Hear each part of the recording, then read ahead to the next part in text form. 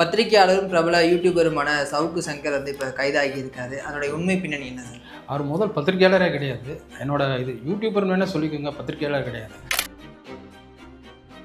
அவர் வீட்டுக்கு போய்க்கிறாங்க, 13வது மாடியில் இருக்கிறேன்னு நினைக்கிறேன். அங்கே போயிட்டு கிட்டத்தட்ட காலையிலேருந்து காத்துட்டு இருக்காங்க போலீஸு. எத்தனை நேரம் காத்துட்டு இருப்பாங்க? நீ என்ன அவ்வளோ பெரிய அப்பாட்டாக்குறானே, உனக்கு அவ்வளோ தூரம் இது கொடுக்கணுமா? வந்தா நீ ஆண்மை உள்ள ஆளாக நீ உடனே வெளியே வந்திருக்கணும். என்னங்க சார், என்ன சார் சம்மன், என்ன சார் சொல்லுங்க சார் அடிட்டி வந்திருக்கணும். நீ உள்ள பொட்டை மாற ஒழிஞ்சிட்டு பேச தெரியாம உள்ள இருந்துட்டு வந்த உடனே நான் வக்கீல் வந்த உடனே பேசுவேன் அப்படின்னு என்ன அர்த்தம்? நீ என்ன ஜேர்னலிஸ்ட்? நீ ஏற்கனவே நிறைய கேஸ் இருக்குது. இப்போ வந்து கூட இருக்கிற மாலதி அப்படிங்க அவர் அவர் ஒய்ஃபே இல்லை. நான் தனிப்பட்ட வாழ்க்கை முறையை நான் பேச விரும்பலை. அவர் ஏற்கனவே ஒருத்தரோட மனைவி அபகரிச்சு வந்திருக்கிறார். இவர் 3வது மனைவி நினைக்கிறேன் இவர் ஓடிக்கிறது. ஆனால் சார் இல்லை சார் அப்படி சார் இவரோட ஸ்டாஃப் மாதிரி நடத்திட்டு இருக்காரு. இது எல்லாம் யாரை சமூகத்தை ஏமாத்துறது?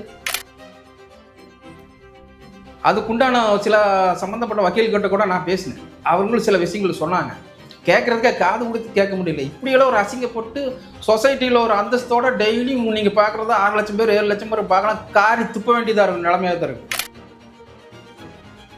அதாவது சம்மந்தம்னா பேரை வைக்கிறது அதிகாரிகளுக்கு, ஐஸ்கிரீம் அதிகாரி, அருட்தந்தை, இதெல்லாம் என்னது? இதெல்லாம் சமூகத்தில் இதை ஏற்றுக்குவாங்களா? இதே வேறு கவர்மெண்ட்டாக இருந்தால் ஸ்டாலின் இருக்கிற மாதிரி அவர் ஒரு சமத்துவம், சமுதாயம், ஒரு ஜனநாயகம் அப்படின்ட்டு அவர் பொறுமையாக இருந்துட்டு இருக்காரு. ஏன் எங்களுக்கு அவர் மேலே ஒரு கோபம் இருக்கு. ஏன் ஆக்ஷன் எடுக்காமல் இருக்கிறாரு?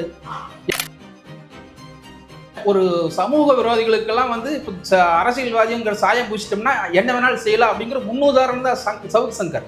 அரெஸ்ட் பண்ணல தப்பே கிடையாது. குண்டாசில் போடுங்க, குண்டாஸ் உள்ள போட்டு விடுங்க. இதுக்கு உண்டான அரசியல்வாதி யார் அவனுக்கு சப்போர்ட் பண்ணுறாங்களோ அவனுங்களும் அவன் மேலே கேஸ் போடுவாங்க. திமுக அமைச்சர்கள் குறித்தோ திமுக நிர்வாக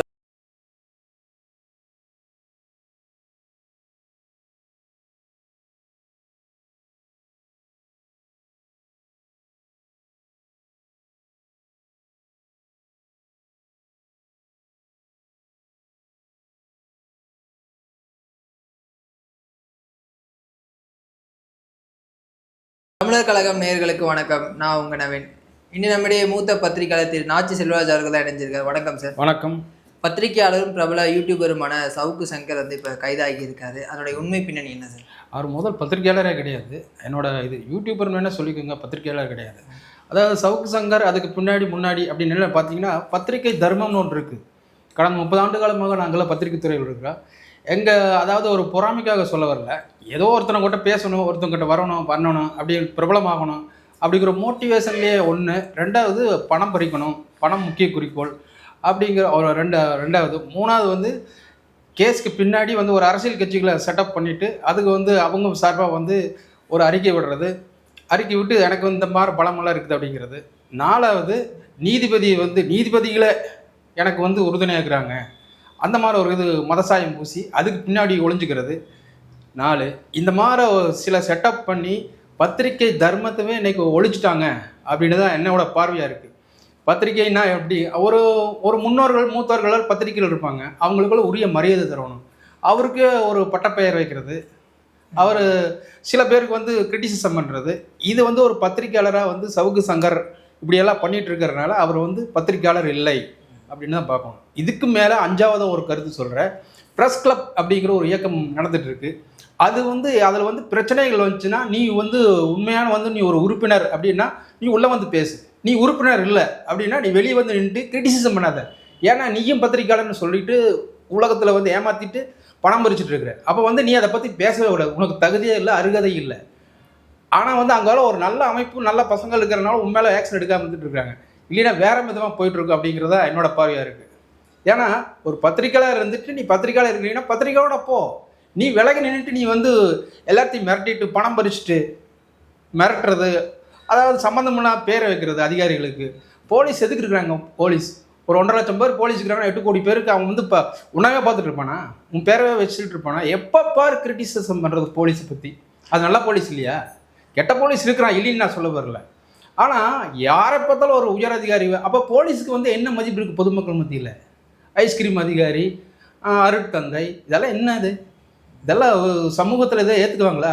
இதே வேறு கவர்மெண்ட்டாக இருந்தால் ஸ்டாலின் இருக்கிற மாதிரி அவர் வந்து ஒரு சமத்துவம் சமுதாயம் ஒரு ஜனநாயகம் அப்படின்ட்டு அவர் பொறுமையாக இருந்துட்டு இருக்காரு. ஏன் எங்களுக்கு அவர் மேலே ஒரு கோபம் இருக்குது. ஏன் ஆக்ஷன் எடுக்காமல் இருக்கிறாரு? ஏன் எடுக்கக்கூடாது அப்படிங்கிற ஒரு அவர் மேலே ஒரு குறைந்தபட்சம் எங்களுக்கு ஒரு கோபம் இருக்க தான் செய்யுது. வேற ஒரு ஆளாக இருந்தால் இந்நேரம் வந்து ஜெயலலிதா போன்றவர் வந்துங்க இந்நேரம் வந்து என்னவோ செஞ்சுருப்பாங்க. அவர் ஜனநாயகம் காக்குறாரு அப்படிங்கிற ஒரு காலகட்டத்தில் இருக்கிறனால தான் சவுக்கு சங்கரால் விட்டு வச்சுக்கிறாங்க. இல்லைன்னா வேற மாதிரி போயிருக்கு. அவரெல்லாம் வந்து ஒரு என்ன போர்ஜரி பண்ணிட்டு எல்லாத்தையும் மிரட்டிட்டு பணம் பறிச்சுட்டு இன்னைக்கு வந்திருக்கு தான் வந்து சாதிக்கும் அப்படிங்கிறவங்க வந்து பணம் கொடுத்துருக்காரு. எனக்கு வந்து வாங்கி கொடுங்கன்னு சொல்கிறத அவர் ஒரு மாதத்துக்கு முன்னாடி ஆணையர்கிட்ட போய் அருண்கிட்ட போய் சொல்லிக்கிறாரு. இந்த மாதிரி எனக்கு வந்து பணம் வாங்கி கொடுங்கன்னு சொல்லி ஒரு மாதத்துக்கு முன்னாடி போட்டிருக்குது.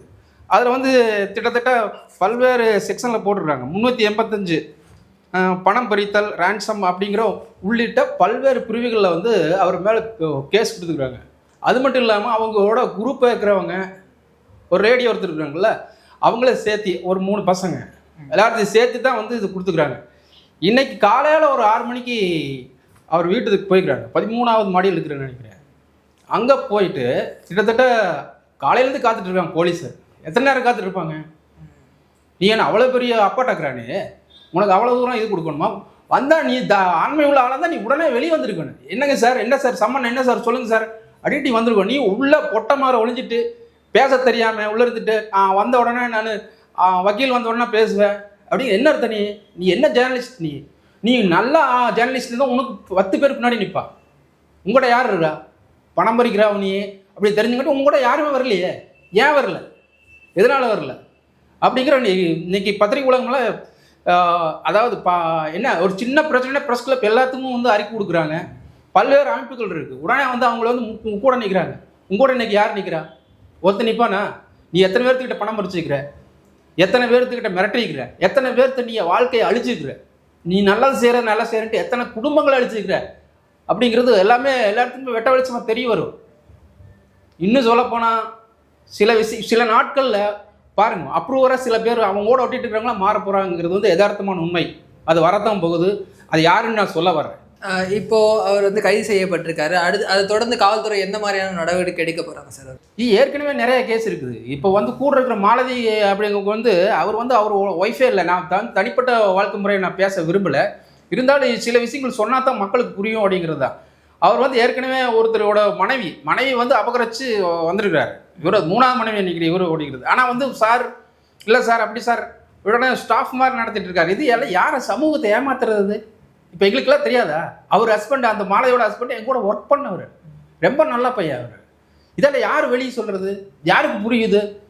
இவர் வந்து வேணாம் மிடிக்க வந்துக்கு வர சார் வணக்கம் சார் மாலதி வணக்கம் மாலதி அப்படின்னு சொல்லிட்டு இவர் வந்து டெய்லி அடுத்தவங்களை பற்றி சமூகத்தில் ஒரு நல்லா இருக்கிற அதிகாரி கூட நீ கெடுக்கிறேன், அவங்க கெட்ட பேர் வாங்குற. உடனே அடுத்து ஃபோன் பண்ணி நீ இதை இன்னும் நாளைக்கு வேறு எது சொல்லுவேன் அப்படி நான் சொல்கிறது.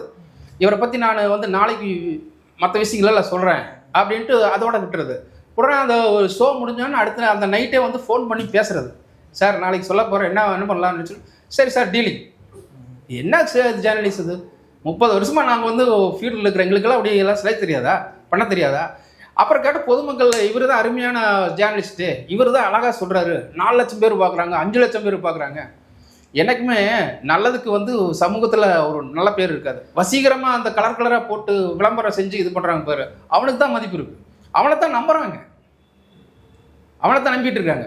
இதே வேற ஒரு கவர்மெண்ட் இருந்தால் இவனெல்லாம் விட்டு வச்சுக்க மாட்டாங்க. அவர் வந்து ஒரு ஜனநாயகவாதி ஸ்டாலின், முதல்வர் வந்து ஸ்டாலின் ஒரு ஜனநாயகவாதிங்கிறனால விட்டு வச்சுட்டு இருக்காருன்றதா என்னோட பார்வையாக இருக்குது. அந்த கதவை உடைச்சி வந்து அவர் உள்ளே போய் கைது பண்ணியிருக்காங்க. அப்படி வந்து அந்த போக்கு தேவையா சார்? நிச்சயமாக தேவை.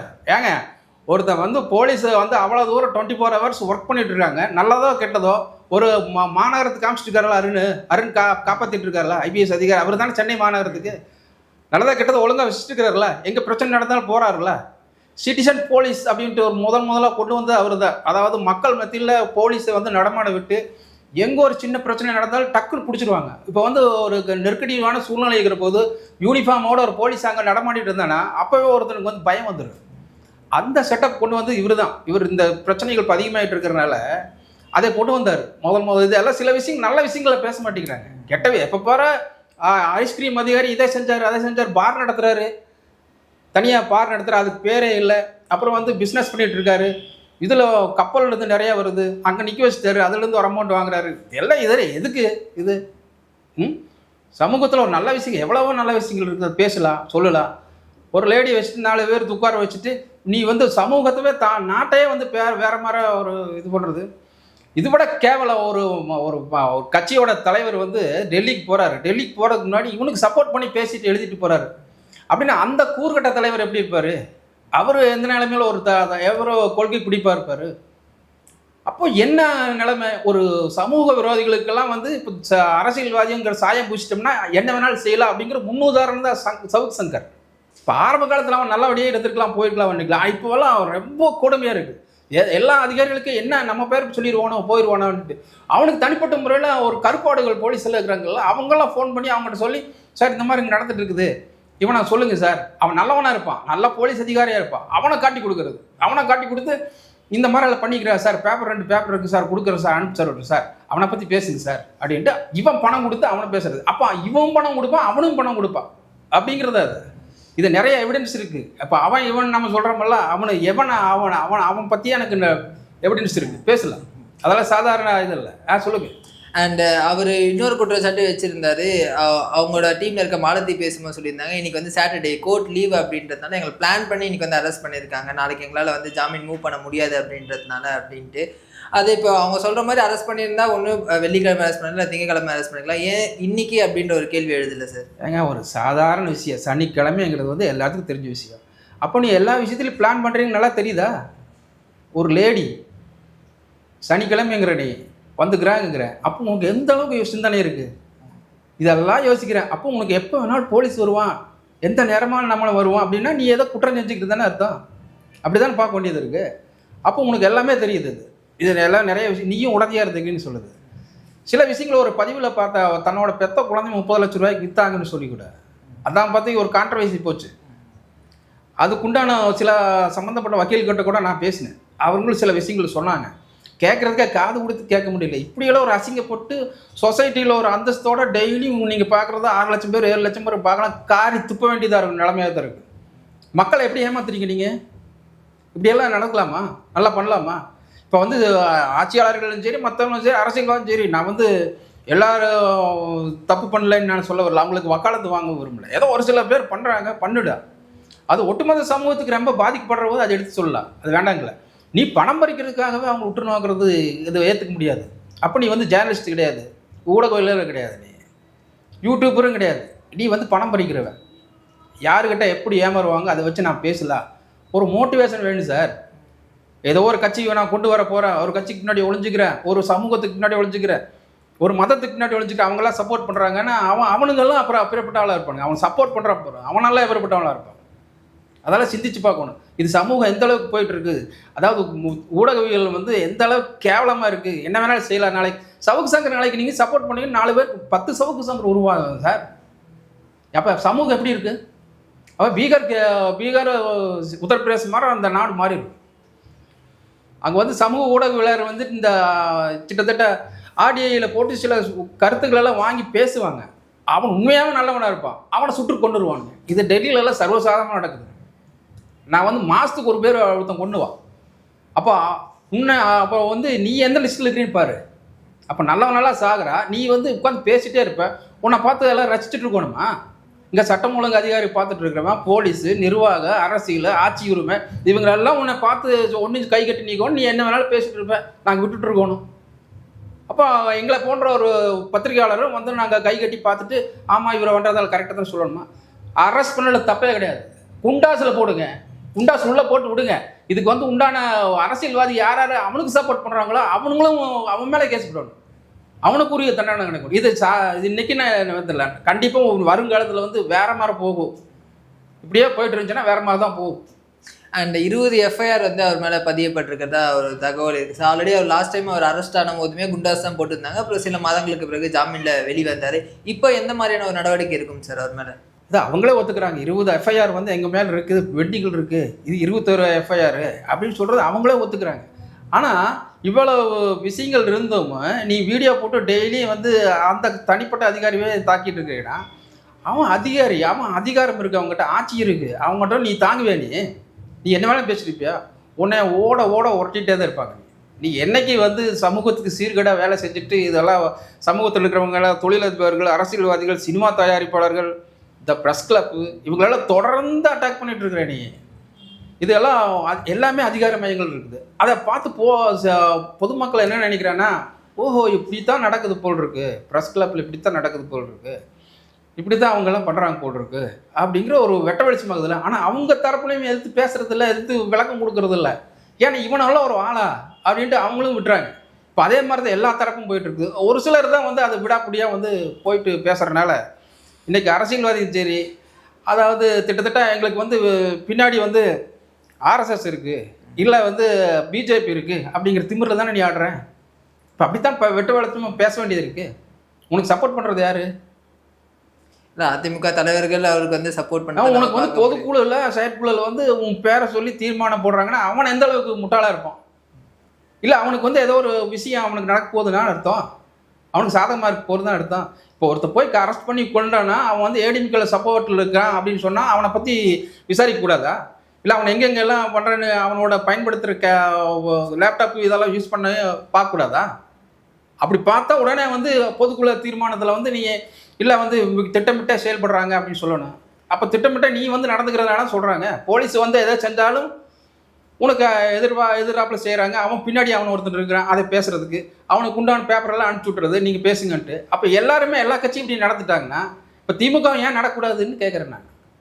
இப்போ அவங்க மேலே இருக்கிற குற்றச்சாட்டெல்லாம் எங்களுக்கு கொடுங்கன்னு சொல்கிறேன் நான். கொடுத்தா நாங்களும் பேசுவோம்ல. இப்படி எல்லாருமே இப்படி நடந்துட்டா அப்போ ஆட்சி யார் நடத்துறது? அதிகாரம் யார் கையில் இருக்குது? பொதுமக்கள் என்ன பண்ணுவாங்க? யார் உண்மை யார் பொய்ன்னு தெரிஞ்சுக்குவாங்க.